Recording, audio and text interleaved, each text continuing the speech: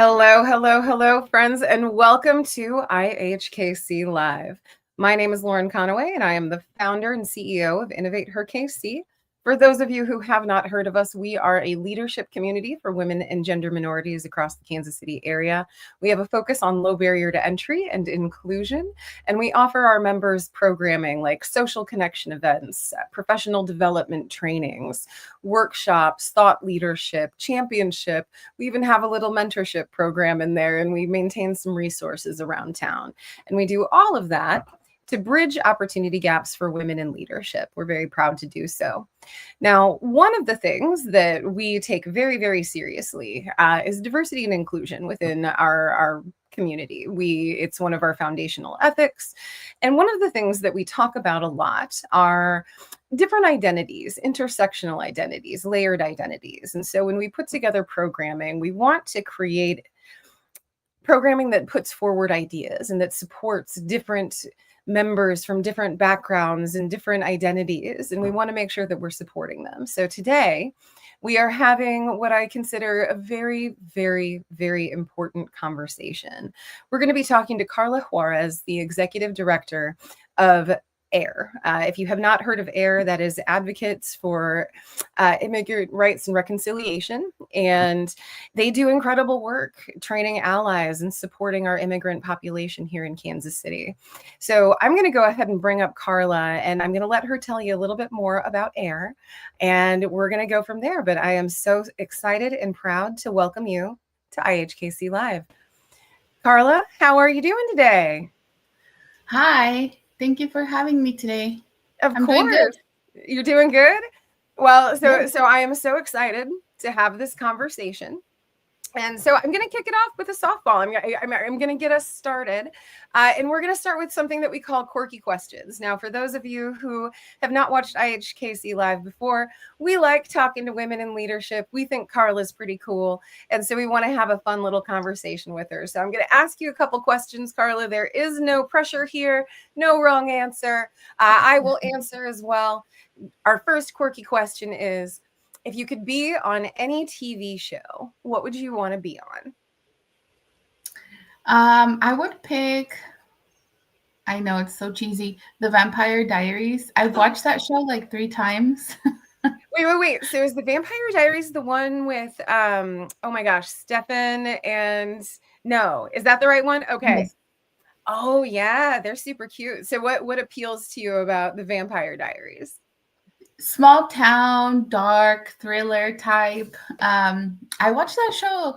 I feel like I watched it 3 times, and it's in the fall. It just gives me.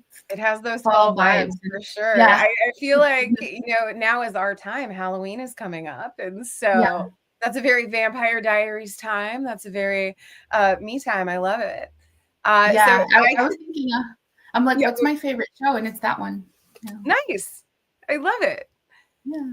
So let me tell you, I think if I could be on any TV show, I'm feeling kind of light. I've been watching The Marvelous Mrs. Maisel, and I've just been digging like the fashions and like the vibe. So I feel like that kind of vibe right now. All right. Nice. So our second quirky question, and I'm really excited to hear this answer. What is the one item that you can't live without? Oh, coffee. Coffee? Okay. Do you have a favorite? No favorite brand as long as it's dark coffee, like full flavored coffee. Yeah. I love coffee. So what about you? Something really, really interesting. There's Wynn Coffee Supply Company. They Cafe, which is innovator owned by Jackie Wynn. They actually use special beans, and they're called, I want to say, Robusta beans, but they have more caffeine, and it's like a darker coffee, like that Vietnamese coffee. Have you ever tried that? Oh my God, yes. It's so good. It's so good. Okay. I love going over there. I don't live on that part of town, but when I am out there for some reason, I always have to stop. It's so good. I love it. Well, so I always get the hella good latte because it's purple. It has that ube syrup in it, but I do have to admit, I dig the Robusta beans. So definitely check it out. Head to Cafe. So let's go ahead and jump into it, because Karla, we have a lot of stuff to cover. We're going to have a pretty wide-ranging conversation, I think. But the first thing that I want to hear from you is tell us about AIR. I don't know if you have like an elevator pitch, but just tell us a little bit about what you do. Yeah, sort of. I would think I'm just going to share our mission. I mean, Advocates for Immigrant Rights and Reconciliation, or AIR for short, with 2 R's because our name's very long, is a grassroots nonprofit here in Kansas and Missouri. So we work metro-wide by state, and we organize. Our organization organizes, educates, and activates our immigrant communities and the wider community. And we build people powered through leadership development, community organizing, civic engagement. So families not only know their rights, but can advocate for themselves and create lasting change. So we're really big on the leadership development. We really want people to advocate for themselves. We don't want anybody speaking for us, but rather develop our leadership so we can speak for ourselves. And our vision is a future where our immigrant voices are heard, valued, and are central to shaping that policies that impact our lives. Yeah. So that's us in short. Well, I mean, that is a really, really great encapsulation, but I have to ask, like, you can hear the passion in your voice as you're talking. What brought you specifically to this work, if you don't mind my asking? Yeah, I'm an immigrant myself that went through the immigration process, and it took 10 years for me to become a citizen. And our organization really has this, it sounds very boring, but our Immigration 101 is sort of a class or a training that teaches people the basics about immigration. And it's really if you can get me a group of 10 people and have questions about immigration, this job called me to this work, not just because of the organizing and the advocacy, but also the reconciliation piece to really educate people on the basics and letting people know that it's not that easy or it's not as fast to become a citizen. You can't just walk into a place and apply for citizenship. Right. And I think that's very unique to our organization. Yeah. Well, and I'm so impressed, and I've been so impressed by the work that you do. And I think, one of the things that we need to do a better job of is getting your message out to the larger community. And so I'm gonna ask you to take a little bit of a step back, because I feel as though you're on the ground and you are talking to people from the immigrant community in Kansas City every day, and specifically the Hispanic community, and making sure that these individuals feel safety and agency in a time when I feel like that's probably not in great abundance. And so I'm going to ask you to take a step back and just kind of tell us, what does the landscape look like right now? Like, are people scared? What's going on? What legislation is kind of driving this fear? Like, talk to us a little bit about what's just happening out in the world. Yeah, I think social media plays a big part of the anxiety that is felt through communities. There is a lot of misinformation on social media. So I'll say that for one. There is a lot of anxiety and fear, real fear of we've heard of cases of U.S. citizens who are not white, but they're U.S. citizens being detained. And it affects us all. It's not just undocumented people. And I want to clear up that just because someone is undocumented right now doesn't mean they'll be undocumented in 5 or 10 years. So there's fear, there's anxiety, and I keep saying this, there's a really important mental health component that is not talked about enough in our communities. And we see a lot of research, or just 5 years after the pandemic, of how COVID and the isolation created a lot of mental health problems for people. And I'm seeing that it's sort of the same. I mean, people are isolating. They're not going out. They're trying to avoid social events, and social events is what keeps us going, right? Our community, Community. having fun. And We've heard of cases of people not leaving their home for 10, 15 days because they're scared. A lot of school withdrawals, and we can't really pinpoint the reason, but it is like people leaving. They're leaving Yeah. because the climate here is so unwelcoming. On the policy side, I don't know if you've heard, but this sort of went viral, and I also think social media played a big part. On the Missouri side, the legislature introduced a bill. Don't quote me on this, but I think it's SB 58, and that one was sort of like the bounty hunter bill. I don't know if you heard about it. So I haven't, and please explain for the audience what that is. It had a lot of components, but in short, it was it would pay people $1,000 to make a report. I did hear about that, actually. Yeah, so people now have an incentive to target their neighbors, their friends, the families that they know or suspect might be, undocumented.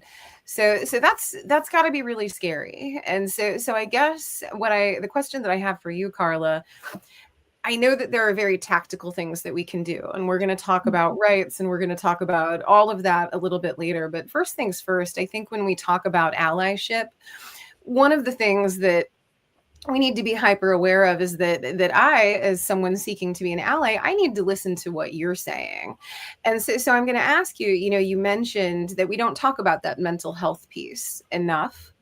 And I wholeheartedly agree with you. So I guess my question is, what can we do to support our neighbors and our friends who are experiencing this anxiety and this fear and even this isolation? First things first, how can we help address the collective mental health of people who might be scared, and rightfully so? Yeah. I really think it's building relationships, the very old school way of talking to your neighbors, saying hi, inviting them for a night out in your, like, I'm Mexican, so we do a lot of carne asadas, which is or barbecue, right? Like grilling meats outside and with music. We've had a lot of that this summer because with this work and just like the world being so crazy, we're making it a big deal to really hang out with our community. Yeah. And as allies, I would say, don't be intimidated about the language piece if you don't speak their language, because there's food always brings people together, right? Yeah. And just a simple come share a drink with me, a coffee, a tea, here's some food. Like, I think people would appreciate the fact that your neighbors are making you feel welcome.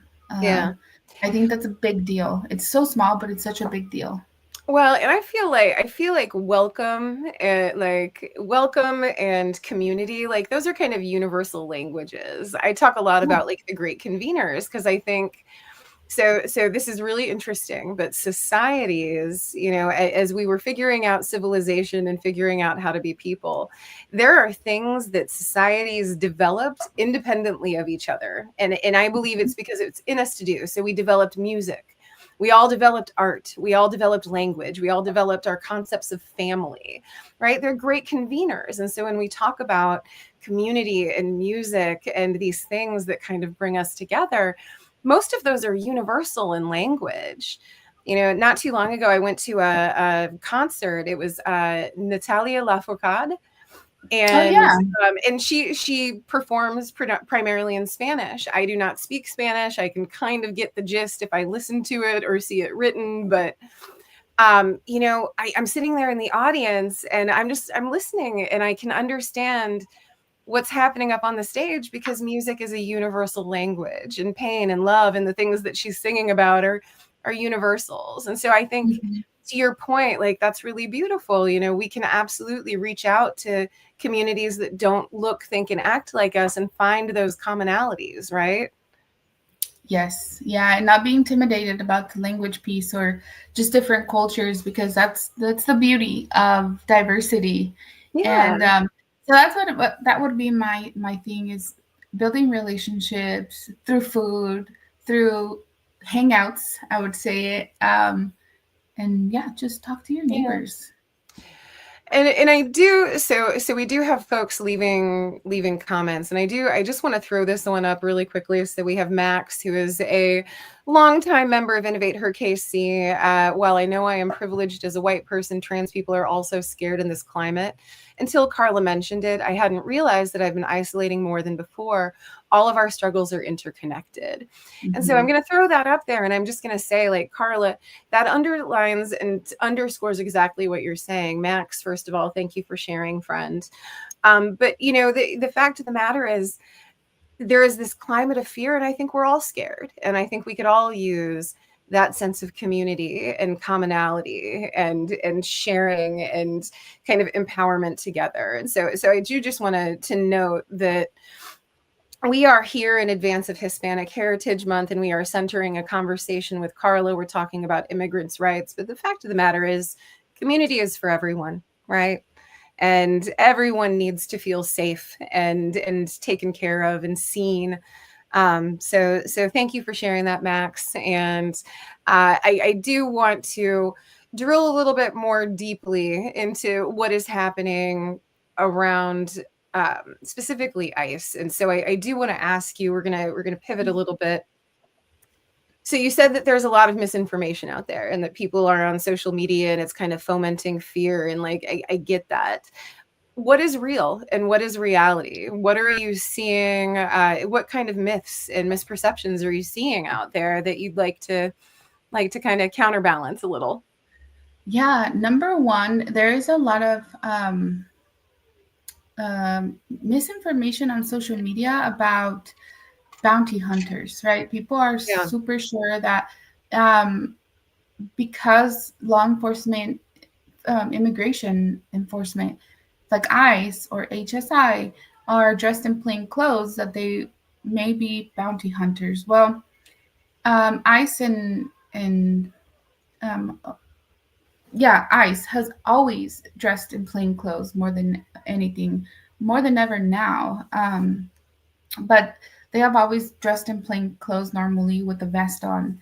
Um, I suspect, this is not a fact, but my suspicion is that because of the bounty hunter bill on the Missouri side made national news because it was so absurd. It was just like, how can you even, plain racist? I mean, that bill. So it made national news, and I suspect that that is why we have not seen real proof that there's actual bounty hunters working for immigration enforcement. So I would say that that's number one right now. Always that immigrants are criminals, and that crossing the border unauthorized is a crime when it's a civil violation. It is, it's like Yeah. an immigration attorney compared it to not cutting your grass and you get in trouble with Right. HOA or something. Or like a parking And ticket. That's like saying a parking ticket is the same as violent crime. And it's like, it's not at all the same.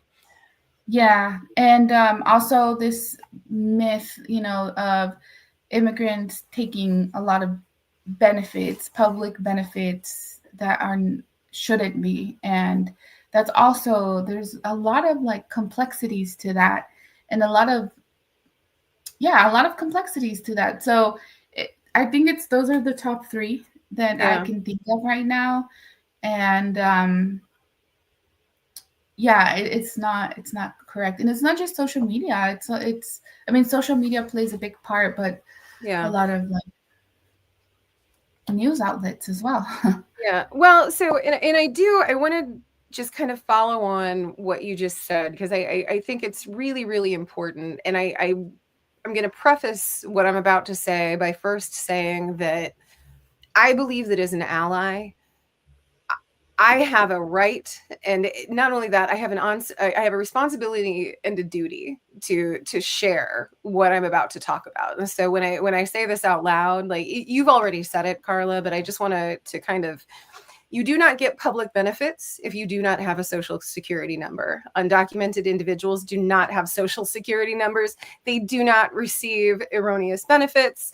I am sure that there are probably exceptions to the rule somewhere out there. There always are, but immigrant populations are not a drain on our community. They are, in fact, a net positive because undocumented individuals pay sales tax and property taxes. And so we see billions of economic positivity that come from our immigrant populations. And I need the folks watching to understand that you have to know this, and Google is your friend. I dare you to Google all of this information, but then I dare you to use it as a tool and to use it when you're out in the world, talking to people person to person, not just on social media.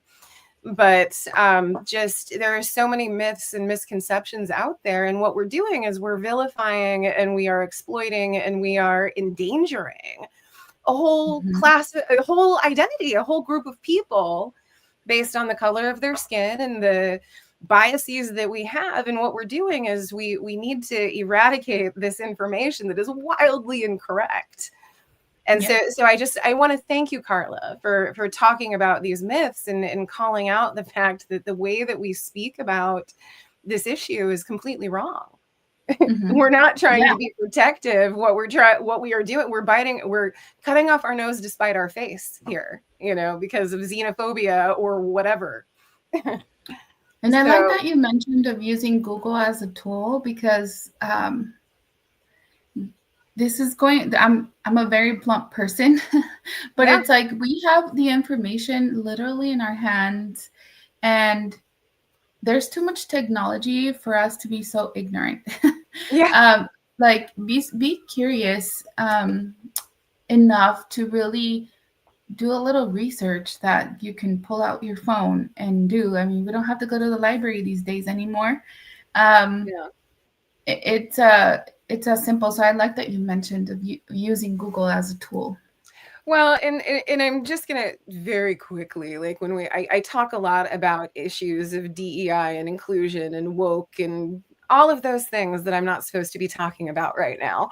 But when we talk about those things, one of the things that we do try to stress is the fact that it takes emotional labor to share information, like to share these facts. And so just be cognizant of that. Like if you are asking someone to explain their experience to you or tell you their story to you, understand that that is labor. And sometimes, you can just go to Google and you can do the work and you can let your fingers do the research rather than asking somebody to embark on that labor journey. Just a thought.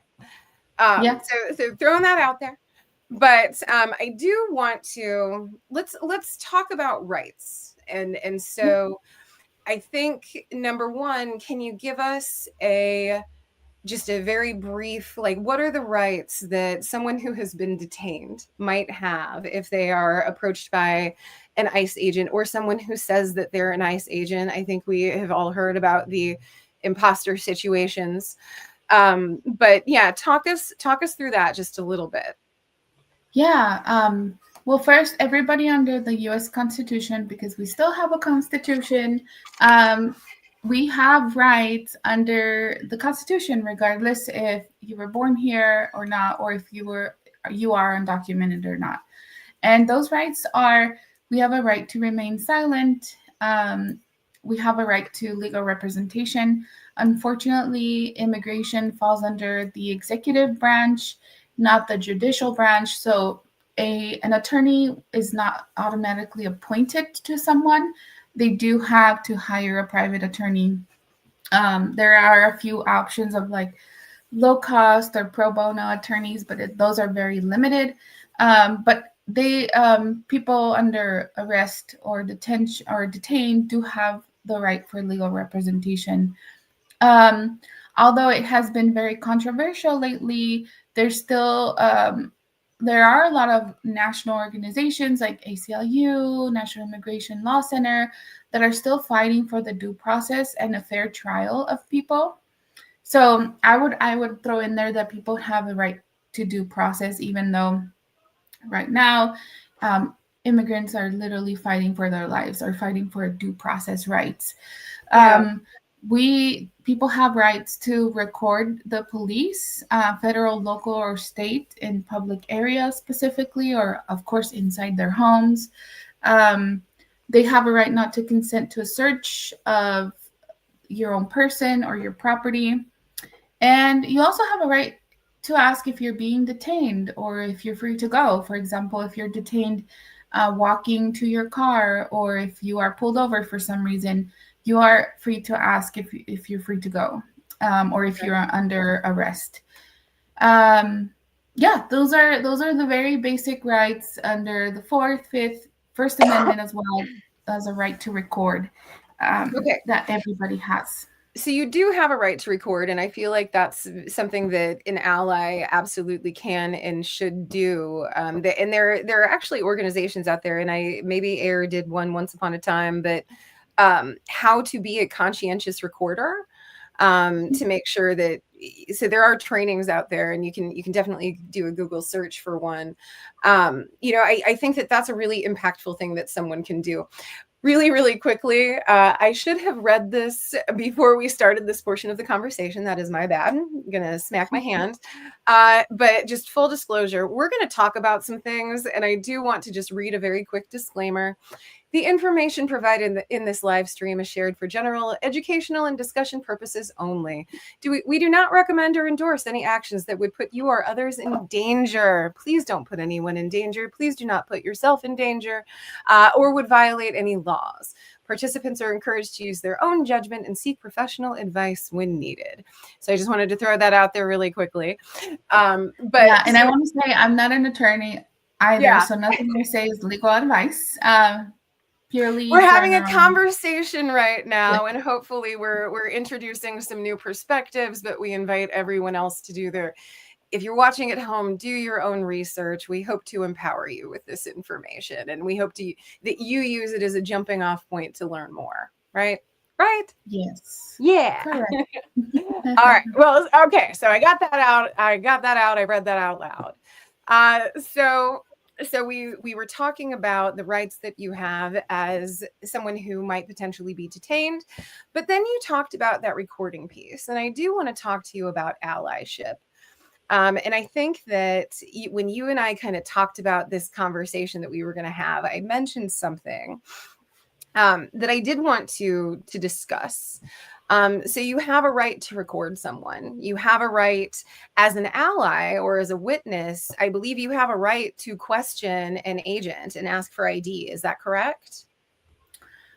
Yes, you do have the right to ask what's happening. You have a right to ask for a badge number. They don't necessarily have to answer. Okay. And that's the thing. And whenever we sort of have like this know your rights for allies training, as well as like know your rights as a just person. But specifically the allies one just goes into the detail of like what not to do, right? Right now, we want to keep in mind that people are going through terrible time, and we all are, right? Some of us are witnessing, some of us are going through the bad thing. And it's equally as bad. And I just said, in that Know Your Rights for trainings, we specifically share the reason why it's important to record. And one of them is to record and be witness of civil violations. Recording it back then or in history, it has been known to really help in a person's immigration case. So if the arrest or the interaction was recorded and something was said or not said, then it could help with their It could immigration make all the case. difference in if something makes it in front of a judge. So Yes. so let me So ask you this. You can record, you can't, I don't believe you cannot obstruct the ICE agent in any way. That could actually be viewed as assault from what I understand. One of the yes. things that I read somewhere that as an ally that you can do, and I do think you mentioned before, like if someone is being detained, they have the right to remain silent, they have the right to an attorney, and they should probably do both of those things before they do anything else. But as a witness, one of the things that I heard is you can ask for that person's like contact. Give me a phone number, somebody to call to let them know that you are being detained, because we know that there are individuals who are being denied this due process that you are talking about. And that includes being able to call family to come and help them and, orchestrate things from the outside. And so, like, for instance, if you could ask, potentially you could ask someone, give me your phone number. Is that something that you can do, Karla? Yeah, and that's something that people have done, saying like, "Who do I call? Give me your phone number," or even if that person, the bystander, is trained on the rights, it's like you have a right to remain silent. Don't sign anything if you don't understand it. Request a lawyer. The three basic things Yeah. that people would sort of yell out. Yes, and I would just say if you're instructed by law enforcement to stand back or give them space, please do so. Where I always say this, we are not in the business of being heroes right now, in the sense where obstructing or making it worse for the person being detained. We have to Yeah. keep the person in mind, right? That Right. they are sure we are angry about the injustices that are happening, but we want to keep the person being detained in mind and making sure that they're safe and well treated while Right. this bad thing is happening to them. Yeah, and you certainly, I think, as like a bystander or an ally, the last thing you want to do is exacerbate a situation and ramp up the tension to where, as you said, to the point where the person who has been arrested or is being detained is going to be harmed, whether Yes. psychologically or physically, right? So I think you have to kind of strike that balance between I'm going to take action and I am going to ramp up this tension, escalate this situation, which I think more often than not, that's not, in fact, that's never what you want. You never want to escalate the situation if you don't have to. So Right. I do want to talk about that. And Karla, you and I had a little bit of a conversation about this, and I'm gonna get vulnerable with you for a second. And I'm going to tell you, so I am a survivor of sexual assault.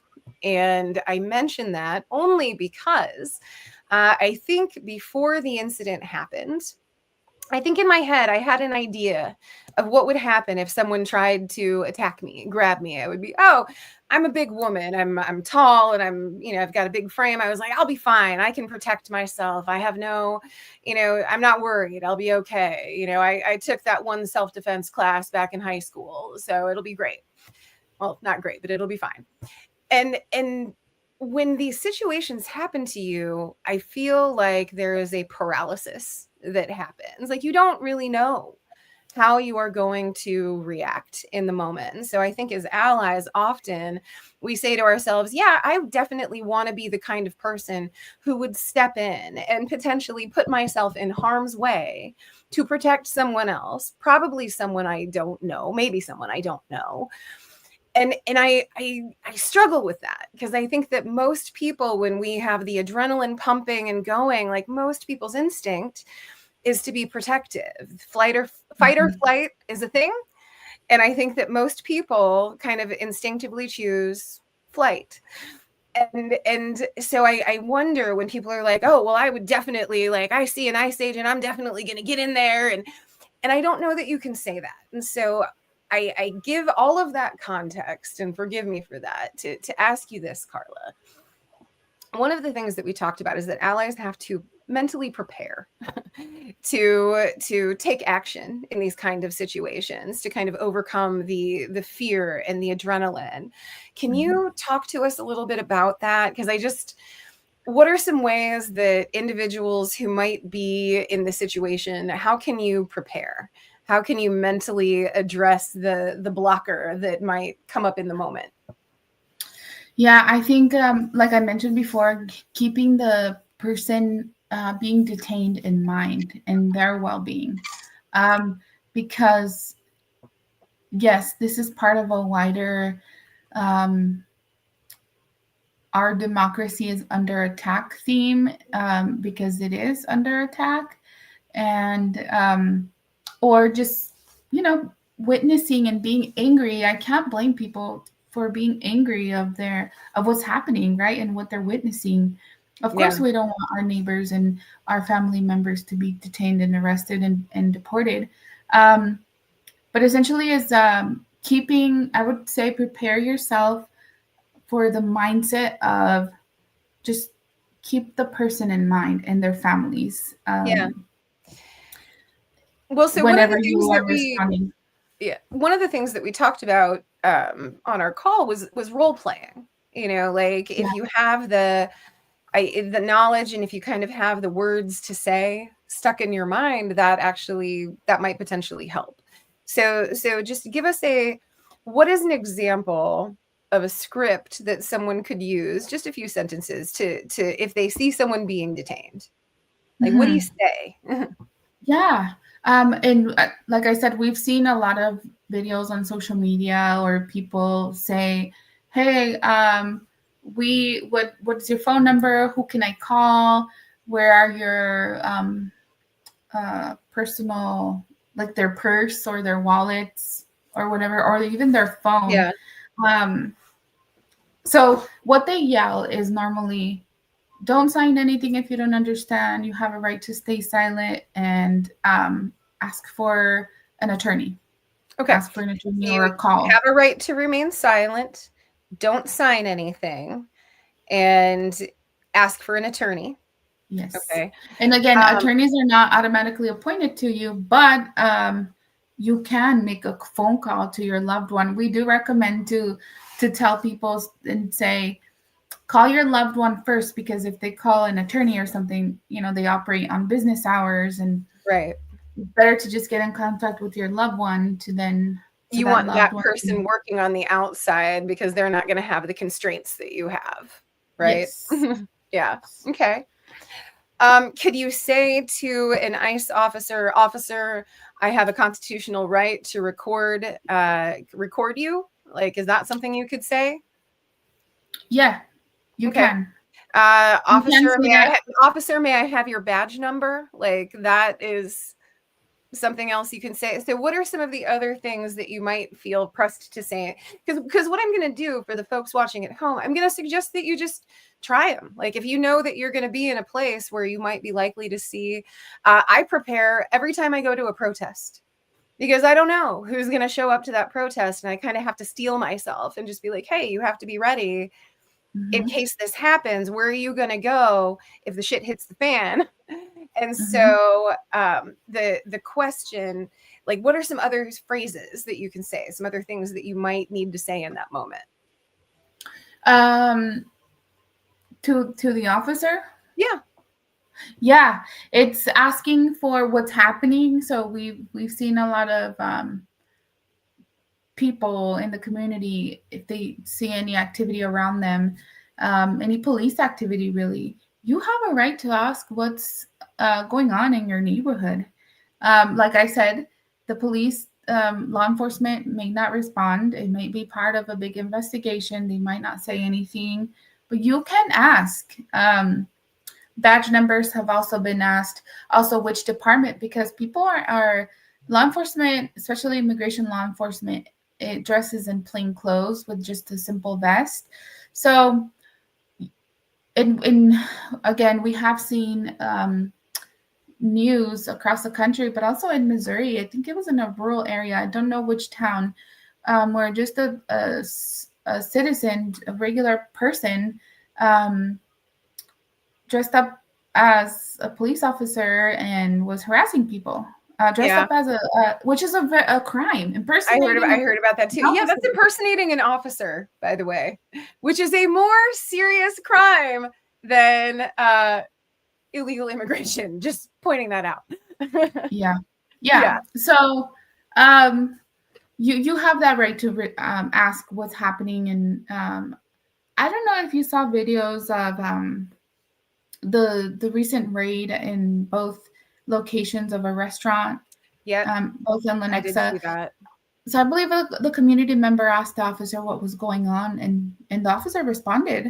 The I don't know if they were ICE or HSI, but they're all part of the same Department of Homeland Interesting. Security. So they responded with what was going on, and you have a right to ask the questions. They might not respond, but you have that right. And I would say, oh my gosh, I just lost my train of thought. Oh, no. That part of educating yourself and using Google as a tool is really researching the entire Department of Homeland Security and which branches do what. Currently, HSI, which is Homeland Security's investigation, is also doing ICE or working with ICE, which is Immigration Customs Enforcement, which is part of the same department, and they're all joining forces to conduct immigration enforcement. So that's also a thing that we cover in our wider Know Your Rights trainings. Well, and I do just want to point out, so, as we're kind of going through and giving some of these specific examples, Max came in. I love this idea of preparing scripts. I've heard it before, but giving specific examples is super helpful. So thank you for that. And definitely just think through in your head anytime you're ready to go out into the world, think through in your head, run them through. Officer, may I please have your badge number and your department? What is your name? Give us your phone number. You have a right to an attorney. You have a right to remain silent. Just think of those things, because I promise you, when you're in the moment, the adrenaline's going to be going. And the last thing that you want to do, like I said, is ramp up this tension because you were unprepared.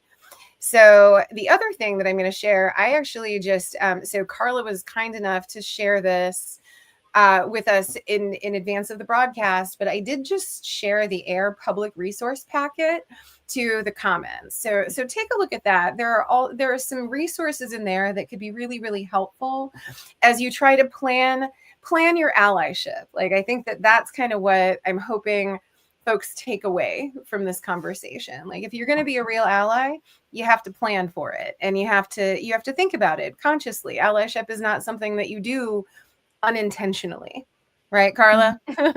Yeah, and I call it solidarity in action, right? Yes. People have been asking us, what can we do? We're in solidarity, and a lot of people too, partners in this work and community members are like, I want to put my resources to work for the organization, for the community, not just money, but I'm just saying resources as in knowledge, right?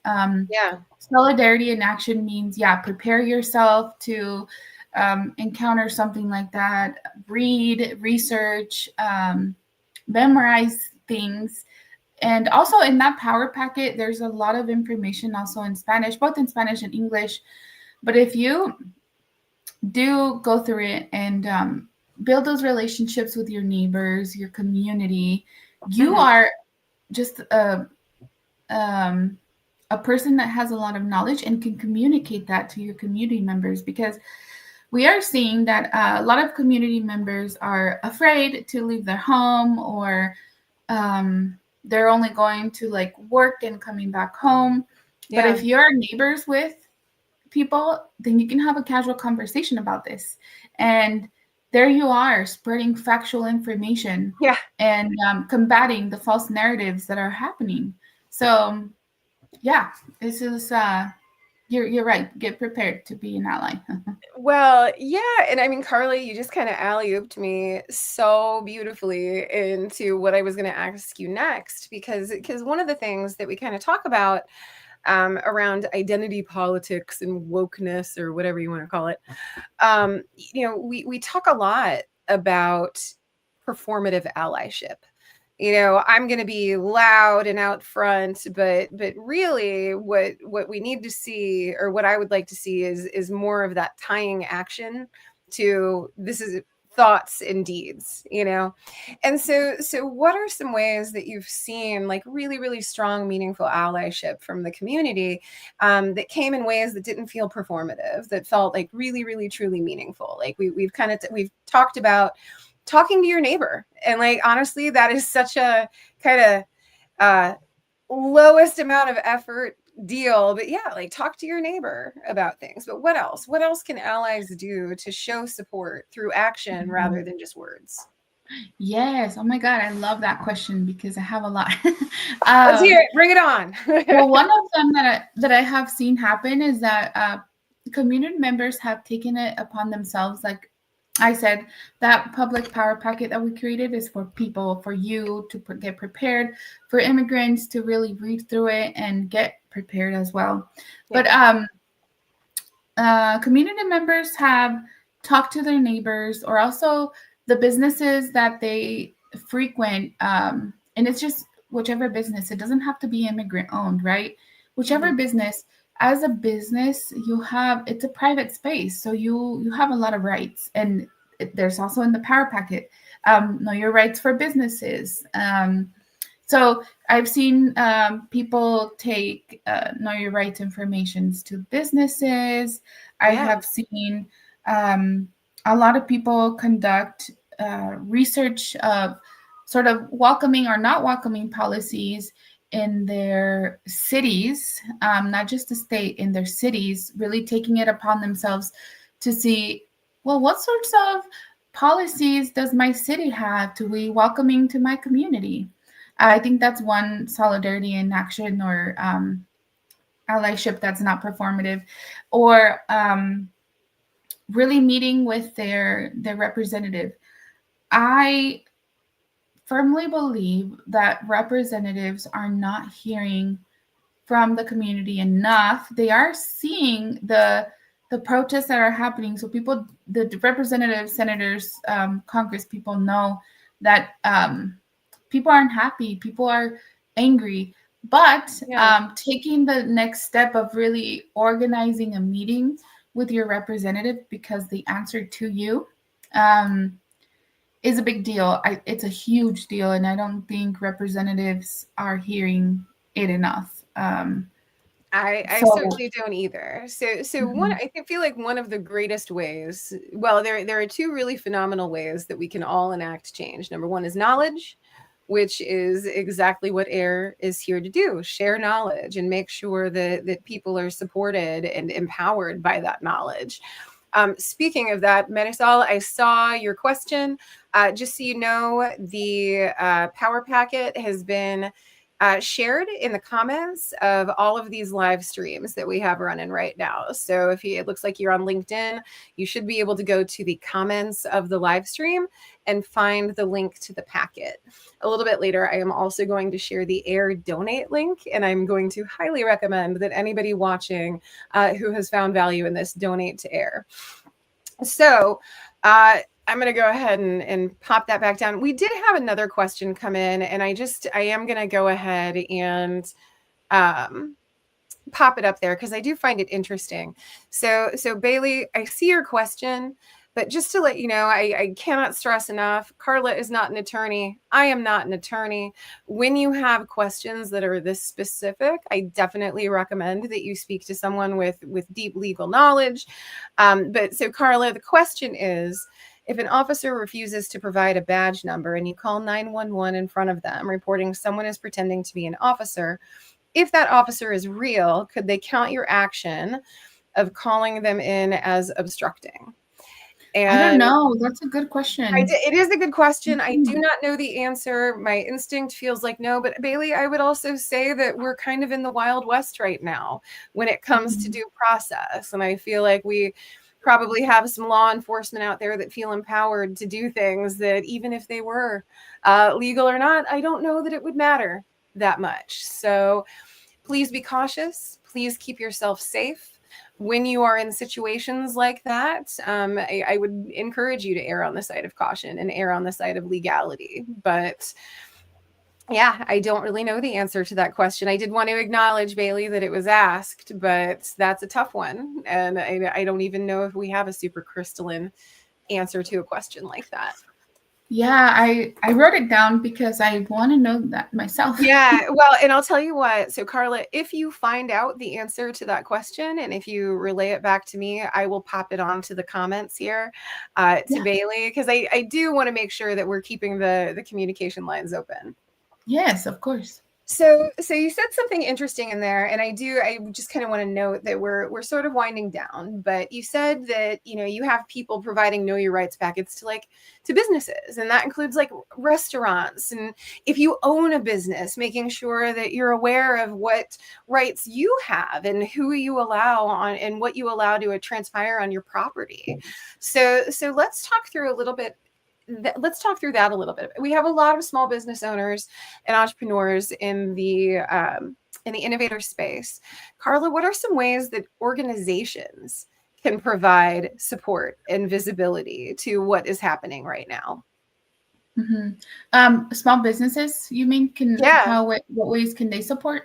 Yeah. Yeah. Definitely is really working on their plan as I'm trying to see how deep I can get into this, but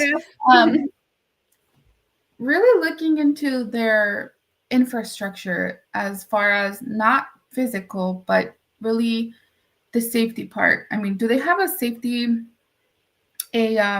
safety protocol or sort of a checklist for I know a lot of businesses. I worked for a fast food restaurant when I was younger, and we had checklists to clean or for cash handling. We had a checklist for closing up the store. So really adding a checklist for like security type. If a lot of businesses have a checklist or really train their people to identify suspicious activity or just a suspicious person for fear of theft, but also if there's a suspicious maybe person that may look like a yes, I was gonna say like a person that may look like an officer and is not an officer. So training your staff to look out for those things or being alert. And I think the number one thing is really knowing your rights as a business. So it is a private space. Businesses do have rights to refuse service, right? But also you have rights to lock your door because it's a private space. And if an officer, I would say this for sure, that it does come from attorneys, is that if federal law enforcement comes asking for your employment documentation, they have to give you notice beforehand. Okay. Do they require a subpoena, or do they just require notice or a warrant? I don't know exactly if it's a judicial warrant or some type of court document, but they do have to give you a notification. So essentially they have to provide you with a piece of paper before you even think of releasing any kind of records at all, right? Yes. Okay, cool. That's a really good tip. So we're going to do these. I have 2 more questions for you, Karla, and they're going to have to be kind of rapid fire. But as we close, I'm just going to ask you if you could ask our audience who's watching today, and we've actually had I've been watching the numbers. We've had pretty good viewership, which is, I think, just kind of highlighting how important this conversation is and how top of mind it is. But for our audience at home, if there is one thing you could ask them to do as an ally to support our Hispanic community this Hispanic Heritage Month, what would that thing be? Be welcoming in your attitude and your, again, I go back to the conversation you and I had about sharing a meal, sharing a snack, sharing a coffee with your neighbor. Build those relationships and really be compassionate, right? Be welcoming, I would say. For sure. Okay, that's really important. And then, and I did just, and I see we've got some comments coming across. There might be a little bit of a lag in our link posting, but I have been posting links. So I just posted the donate to AIRR link. And I'm going to tell you, friends, that if you have learned anything today through this IHKC Live, and I hope you did, because I think it would be impossible not to learn something if you were paying attention. But if you learned something and you feel more empowered, then please consider donating to AIRR. And to that end, my dear friend Karla, I am so glad that you're here with us today. How can folks stay connected to you, and how can folks continue to support AIRR in your work? Yes, definitely donate. AIRKC.org is our website. And if you feel like you want to volunteer and donate your time instead, there's also a sign-up form to volunteer. Follow us all on Facebook, Instagram, and LinkedIn. Stay connected because we share a lot of resources or training opportunities on our socials. Yeah, and you do you do know your, this is not an official know your rights training. This is just a conversation that we're having for IHKC Live, but you do very targeted trainings, know your rights training, ally training, things like that. So folks, keep an eye out for AIRR, follow them on social media, subscribe to the newsletter. They're going to be coming out with programming on a regular basis that is going to help equip, inform, and empower the Kansas City community around immigrant rights and advocacy. So Karla, thank you so much for taking the time to chat with us today. I know it's probably not an easy conversation because I think we're all just kind of so sad and mad to your, as you said, we're all mad. It's not easy to talk about these things, and you do it a lot. And I'm very grateful that you took the time to chat with us and helped to kind of bridge some gaps for the Innovator audience. Thank you so much for your time. Thank you for providing the space for us to come and share some of the knowledge. Absolutely. And we're going to post this live stream on all of our channels. Come back to it later. We would love to see you folks come and share. There are a lot of people out there who are looking for a path forward, looking for things to do. Share this video with them. I hope that it will make them feel just a little bit stronger and more certain in their allyship moving forward. Speaking of staying connected, friends, I'm going to go ahead and let Karla go. Karla, again, thank you so much. We do have some fun stuff coming up with InnovateHER KC. On September 25th, our Innovator Enhanced members, which is our paid program, are going to be having a mentoring circle with Emily Weber. Emily is a representative at the Missouri House of Representatives. She's going to be sharing her journey to office. Our monthly meetup for October is going to be at the Dub, which is the first sports bar in Kansas City designed for women's sports. Very exciting. And we're going to be hearing from Brenda Van Langen. That is October 7th. Brenda Van Langen. She produces a documentary series called If Not For Them, all about Title IX and the fight for women's basketball and women's sports. So just a very cool sporty evening. On October 14th, we are going to have our Innovator en Espanol. That I do not know the name of the broadcast yet. I don't know the topic, but I do know that we're going to be talking to Orlando Herrera of Olin Mayali and Jimena Gonzalez of Esquites y Elotes. And we are so excited to talk to them. This is going to be an IHKC Live exclusively in Spanish. Once again, we're here to celebrate Hispanic Heritage Month and make sure that we do it in a really, really fun way. So I cannot wait for this conversation. Do want to throw out a quick thank you to Trisha McGee of Rev Ed for her assistance in helping us out with our Hispanic Heritage Month programming. Definitely connect with her as well. Friends, it is always an honor to connect with you for IHKC Live, and we will catch you next time.